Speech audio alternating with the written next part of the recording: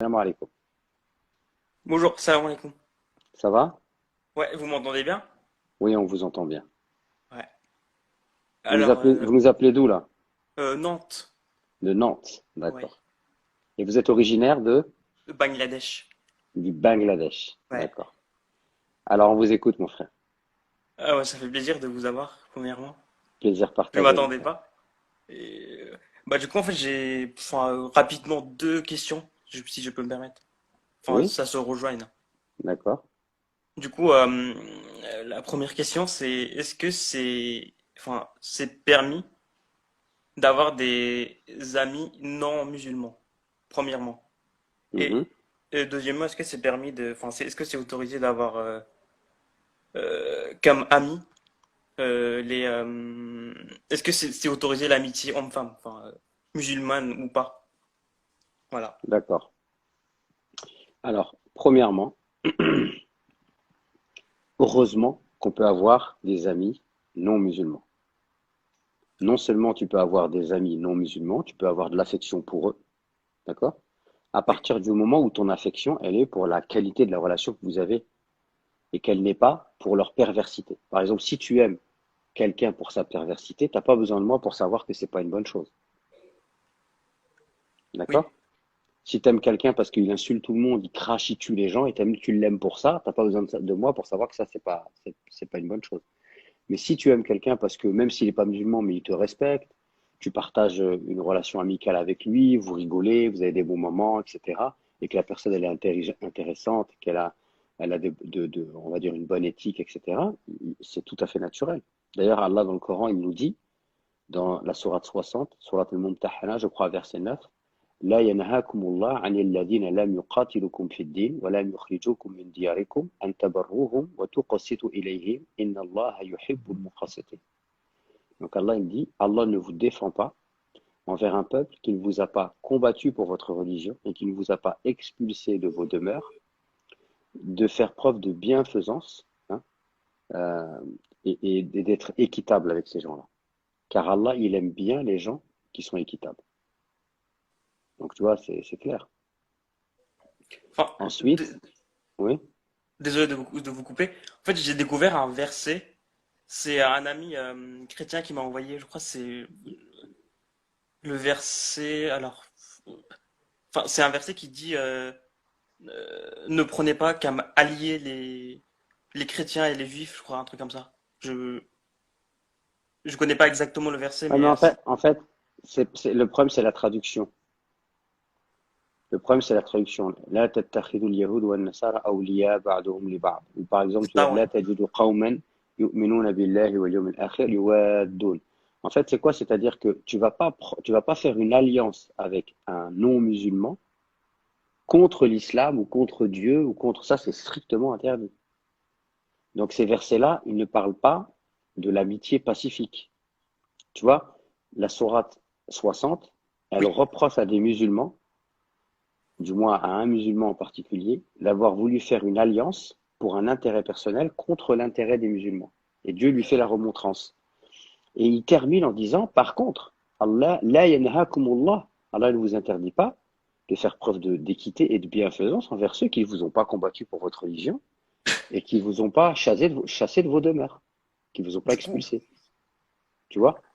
Parce que il y a oui. certains versets qui sont descendus dans le contexte d'opposition entre les musulmans qui étaient à Médine et les Arabes qui étaient de la même tribu, mais qui étaient les polythéistes de la Mecque.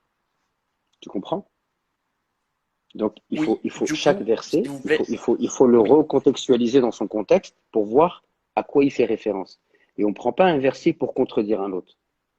oui, Ce verset-là, je te dis pas qu'il n'existe pas et qu'il n'est pas applicable ou quoi. Ok, je te dis juste qu'il a un contexte. Et c'est en juxtaposant tous les contextes qu'on arrive à voir l'esprit de l'islam. Donc l'islam, c'est pas une religion qui te cherche à mettre en conflit avec les gens. Regarde, tu as un autre verset dans la sourate 49, verset 13, je crois, où Allah subhanahu wa ta'ala dit, ô vous les gens, ya ayyuhannas, inna khalaqnakum min dhakarin wa untha. Nous vous avons créé d'un homme et d'une femme.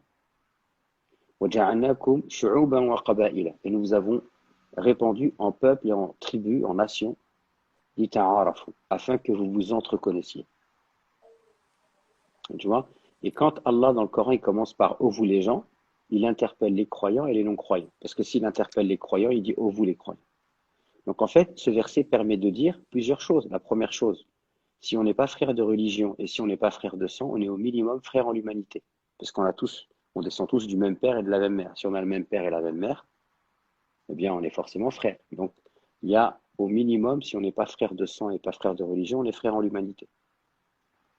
Et ensuite, les différences qui sont les nôtres, religieuses, culturelles, ethniques, eh bien, l'objectif de ces différences, c'est pas qu'on se tape sur la figure. L'objectif, c'est d'apprendre à nous entreconnaître. Parce que quand on apprend à connaître ceux qui sont différents, nous, on s'enrichit mutuellement parlant. Et pour pouvoir s'entreconnaître, il faut développer une éthique et une noblesse d'âme et de caractère. Donc, en fait, on a tout intérêt à apprendre à vivre les uns avec les autres. Parce que le repli sur soi, être dans l'entre-soi, l'entrisme, c'est la chose la plus facile. Mais c'est celle qui est la moins efficace, pardon. D'ailleurs, tu peux t'apercevoir dans l'histoire que quand des peuples et des cultures se sont rencontrés et qu'ils ont appris à coexister et cohabiter ensemble, ça a toujours donné des merveilles. Oui. Aujourd'hui, le meilleur exemple, c'est la Silicon Valley.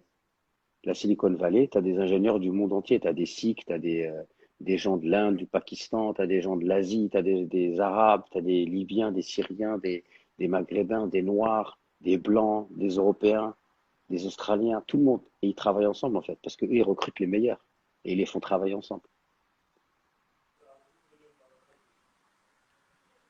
Donc ça, c'est pour ta première question. D'accord? Oui. Ta deuxième question, l'amitié homme-femme. Alors, en fait, moi, je tournerai la question autrement. D'accord? Je tournerai la question autrement. Est-ce qu'un homme et une femme qui ne sont pas mariés peuvent avoir une relation? Oui, ils peuvent avoir une relation. Mais cette relation, elle doit être cadrée. Cette relation, c'est quoi? C'est que, par exemple, tu ne peux pas te retrouver seul avec une femme étrangère, d'accord, avec laquelle tu pourrais être marié. Tu dois faire en sorte à ce qu'il n'y ait pas d'ambiguïté. Tu dois faire en sorte aussi à ce qu'il y ait une utilité dans cette relation. Ça peut être dans le cadre du travail, d'une collaboration, etc. D'accord. Après, euh, une relation typiquement platonique, comme on dirait, d'accord, ça peut arriver, mais ce serait quoi l'intérêt de ça, en fait? D'accord? Est-ce que tu risques pas de te mettre en danger? Est-ce que tu risques pas de te rapprocher de quelque chose d'illicite? Surtout quand on est jeune. Tu aurais 50 ans et tu travaillerais dans une entreprise. Et tu as des collaboratrices avec qui tu as créé des connivences et des affinités. Elles savent que tu es marié, elles sont mariées, il n'y a pas d'ambiguïté. Et de temps en temps, vous partagez des repas d'affaires et puis vous discutez, etc. Et vous appréciez l'échange que tu as avec elles. Ok, je peux comprendre. Mais si tu es jeune, tu n'es pas marié et tu entretiens de l'amitié, etc. Et que, voir, il y a une grande proximité, tu as son téléphone, elle vous envoie des SMS à pas d'heure, elle se confie à toi, tu te confies à elle. Fais attention à ce genre de relation. D'accord? Et en plus, le jour, t'as quel âge, mon frère? Ouais, j'ai 20 ans. T'as 20 ans. Le jour où tu vas te marier, tu penses que ta femme, elle va accepter ce genre de relation? Je pense pas, hein, non. Donc n'en crée pas. Non, non, c'était juste Habitue-toi. pour, ouais, pour savoir pourquoi, enfin, ouais. Bien sûr qu'il peut y avoir des échanges entre les hommes et les femmes. Bien sûr qu'il peut y avoir de la collaboration. D'ailleurs, c'est même le Coran qui le dit. Il dit, Al-mu'minun ou al-mu'minat, les croyants et les croyantes sont les alliés des uns des autres. Donc il y a une alliance. Ils ordonnent le bien et ils interdisent le blâmable. Tu travailles dans une association, tu fais de l'humanitaire, il y a des sœurs qui travaillent avec toi. Tant que c'est respectueux, c'est pudique, etc., et qu'il y a une connivence entre vous quand vous travaillez, ça c'est naturel, on ne peut pas empêcher ça. Mais ça doit quand même toujours être cadré, quoi.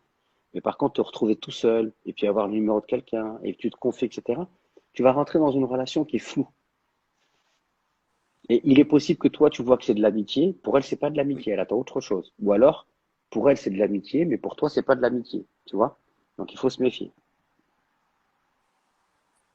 Ouais, du coup, faut éviter, quoi. Enfin, le début, ça peut commencer par l'amitié. Finalement, ça peut partir. Et puis des fois vers même, un... c'est de l'amitié, mais il y a des moments où tu te dis, attends, je vais plus loin, je vais pas plus loin. Tu vois ce que je veux dire? Donc c'est ambigu. Donc le but du jeu, c'est de pas, faut pas se retrouver dans des situations qui sont ambiguës. Faut être clair. D'accord, ouais, c'est clair. Du Ça coup, marche? juste pour finir, Mhm. désolé, je suis un peu long. Euh, la traduction du mot Aulia pour ma première question, c'est quoi? C'est pas ami, du coup? Ouais, c'est plus quelque chose, on appelle, c'est le concept de wilaya. Et c'est plus une question d'alliance en fait. C'est-à-dire que ces versets-là, ils sont dans un contexte de guerre. Ces versets-là, il y a d'autres versets du Coran qui te disent que ceux qui sont pas comme toi, tu dois apprendre à t'entre connaître. Le Coran nous dit, voilà, tujadilu ahl al-kitab illa billati hi ahsan. Et ne parler avec les gens du livre, c'est-à-dire juifs et chrétiens, que de la meilleure des façons. Donc, quand tu veux comprendre le Coran, il faut prendre tous les versets qui vont aborder le même thème, c'est-à-dire la relation avec les non-musulmans. Et puis là, on va comprendre. Toi, les versets que tu cites, c'est dans un contexte d'animosité et de guerre. Donc, ces versets-là, ils sont à comprendre dans un contexte d'animosité et de guerre. Quand tu rentres dans un pays qui te permet de faire des études, de construire des mosquées, tu n'es pas dans un contexte d'animosité et de guerre. Tu es dans un contexte de coexistence, de collaboration. Donc, c'est pas du tout la même chose. Ouais, faut regarder le contexte. Ça marche? Super, merci beaucoup, hein.